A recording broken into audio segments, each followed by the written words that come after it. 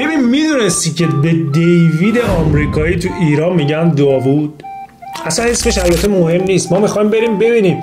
بزرگترین شعبده باز طول تاریخ که اسمش به گوش هممون آشناست، یعنی دیوید کاپرفیلد که الان سرمایه‌اش حدود 1000 میلیون دلار یا همون 1 میلیارد دلار آمریکا تخمین زده میشه. چجوری تونست به این موفقیت برسه؟ بزرگترین راز پشت پرده دیوید کاپرفیلد این بود که اصلا این شخص جادوگر نبود، یعنی قدرت ماورایی نداشت، فقط از بچگیش به بحث شعبده بازی و تردستی به قول معروف و یه جورایی میشه گفت فریب ذهن مردم علاقه داشت و از همون دوران کودکی شروع کرد تمرین کردن، رسید به جایی که تونست توجه رسانه ها رو جلب بکنه و اصلا جزو انجمن ماجیک آمریکا که هر کسی رو توش راه نمیدن توی 12 سالگی شد. یعنی اصلا بی سابقه بود یه همچین سنی یه همچین بچه‌ای رو بخوان توی همچین انجمن مهمی بازیش بدن به قول معروف. ولی دیوید کاپرفیلد انقدر علاقه داشت حتی مثلا پیش میومد 3-4 ماه برای اجرای یه حرکتی که شاید فقط 20 ثانیه مخاطب رو سرگرم می‌کرد تمرین می‌کرد تا بتونه اون رو به نحو احسن انجام بده. همین موضوع باعث شد که توی دوران نوجوانیش دیگه توجه شبکه‌های آمریکایی رو بتونه به خودش جلب بکنه و همین موضوع باعث شد که شبکه ABC باشه قراردادی ببنده که در واقع ازش بخواد برای مخاطبای اون شبکه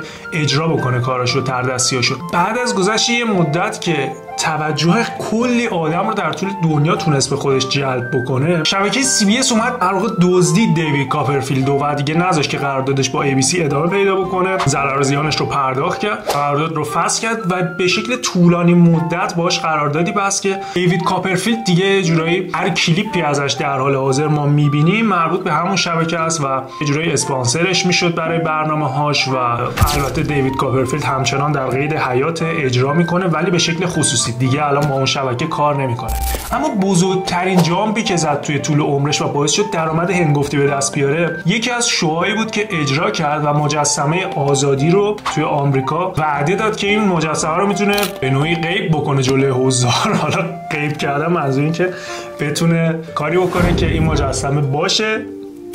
بعد چند ثانیه دیگه نباشه. چند میلیون دلار اون شبکه اسپانسر شد برای ساخت سالنی جلوی برج آزادی و بتونه مردم رو جمع بکنه و دیوید کاپرفیلد با یه تکنیک فوق‌العاده یه جورایی همه رو گول زد. یعنی این سالن به شکل متحرک ساخته شده بود، یه تغییر چند درجه‌ای داشت توی اون لحظه و کلی هم موزیک پخش می‌کردن و دیوید کاپرفیلد هم سعی می‌کرد توی اون لحظه هی با حضار ارتباط برقرار بکنه که حواس همه پرت بشه. یه چرخش چند درجه‌ای کافی بود تا مجسمه آزادی از جلوی چشم مردم محو بشه و همه رو شوکه کنه. حالا من چرا دارم مثلا اینا رو توی کانالی میگم که توی حوزه تولید محتوا و بحث کسب و کارهای آنلاین و چیزای این مدلی داره فعالیت میکنه؟ موضوع این ویدیو شاید به کانال ما توی نگاه اول ربطی نداشته باشه ولی من میخوام بهتون بگم که چطور یه شبکه اهمیت استعداد رو درک کرد و فهمید که اگر دیوید کاپرفیلد رو بیاره توی صحنه و برای شبکه خودش بخواد تولید محتوا بکنه به شکل عجیب و غریبی میتونه پربازدید باشه و همین اتفاق هم افتاد. میلیون دلاری روش سرمایه گذاری کردن و میلیون دلاری از روش برداشت کردن، جوری که الان تا اسم شعبده بازی، تا اسم ماجیک، تا اسم جادو، تردستی میاد اولین نفر حتی اگر چهرهشو ندیده باشیم ما اسم دیوید کاپرفیلد که توی ذهنمون تداعی میشه. حالا توی گذشته تعداد رسانه‌هایی که بتونن این تعداد مخاطب جذب بکنن طبیعتاً زیاد نبود ولی امروزه هر کسی میتونه با یه گوشی توی دستش با یه لپتاپ خیلی راحت بیاد کانال خودش رو بسازه، پیج خودش رو بسازه، استعدادهای خودش رو نشون بده و مهمتر از اون اگر توی اطرافیانشون مثلا شخصی توی خانواده خودش میبینه مثلا پدر بزرگش حالا خیلی بامزه داره صحبت میکنه یا نمیدونم برادرش مثلا فن بیان خاصی داره یا یه سری تیکه کلمات خاصی داره،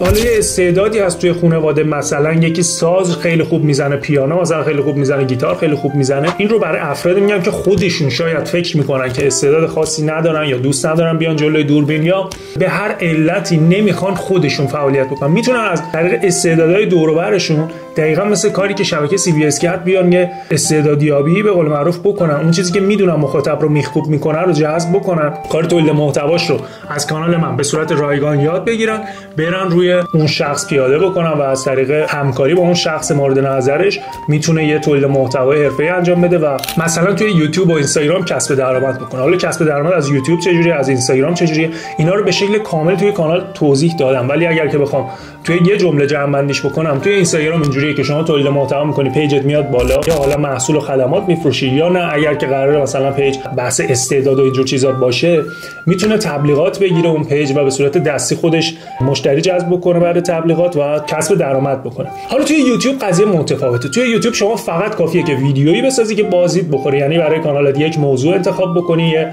تقویم محتوایی داشته باشی، به درآمد برسونه. اینجوری دیگه شما با هیچ کسی هم طرف حساب نیستی و به طور مستقیم از یک کمپانی معتبر داری فقط ماه به ماه بابت بازدیدایی که داری و اون تبلیغاتی که روی ویدیوهای شما نمایش داده میشه درصد خودت رو دریافت میکنی. تمام اینها رو پله به پله با کانال من میتونی یاد بگیری. پس حتما اگر سابسکرایب نکردی همین الان سابسکرایب بکن، دکمه زنگوله رو بزن که هر ویدیویی آپلود میکنم بتونی سریعتر از بقیه متوجه بشی و بیای تماشا کنی و یاد بگیری. هر سوالی داشتی تو کامنت های همین ویدیو میتونی بنویسی و توی دیسکریپشن هم راههای ارتباطی با خودم، پیجم و برای دریافت نوبت مشاوره، شرکت در دوره‌های آموزشی و حالا چیزهای دیگه که به صورت رایگان براتون گذاشتم توی دیسکریپشن، فقط کافیه که یه نگاهی بندازی. مرسی که تا آخر این ویدیو همراه من بودی. روز بسیار خوبی رو برات آرزو مندم.